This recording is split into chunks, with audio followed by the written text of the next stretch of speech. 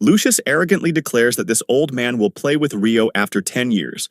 But before Lucius can do anything, Rio slices off one of his arms. Needless to say, Lucius couldn't believe that he couldn't see Rio's movements. He even questions if Rio is using some kind of trick. Anyway, Rio engages Lucius, but this time Lucius is the one who helplessly defends himself. As they engage, Lucius realizes that Rio is more powerful than he initially thought. Rio kicks Lucius in the face and pushes him against a tree.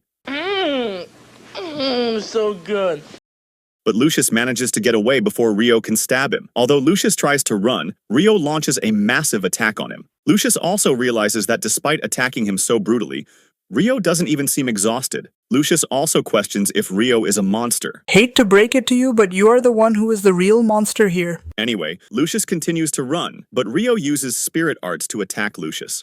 To be honest, this isn't even a fight, but rather a one-sided beatdown, which is well-deserved. As their fight continues, Lucius becomes desperate. Rio doesn't even give Lucius a second to catch his breath. Despite running a 1,000-mile marathon, Rio manages to hit Lucius with one of his attacks. Rio launches another barrage of attacks. Lucius tries to defend but gets almost knocked out. Well, it's safe to say that all of us had been waiting to see Lucius in this state. Quite a satisfying view, if you ask me. Rio steps forward to end Lucius. Although Lucius thinks of reattaching his arm, Rio burns his arm to ashes. Lucius asks if he doesn't want to arrest him. Rio dismisses Lucius's attempt to be spared and rushes to finish him. Although Lucius manages to evade the attack, Rio crushes his left eye, leaving him in immense pain. I think we can all agree that this is probably the most satisfying episode in the whole Spirit Chronicles series. Anyway, Rio decides to finish Lucius, but Lucius prevents him from stabbing him to death.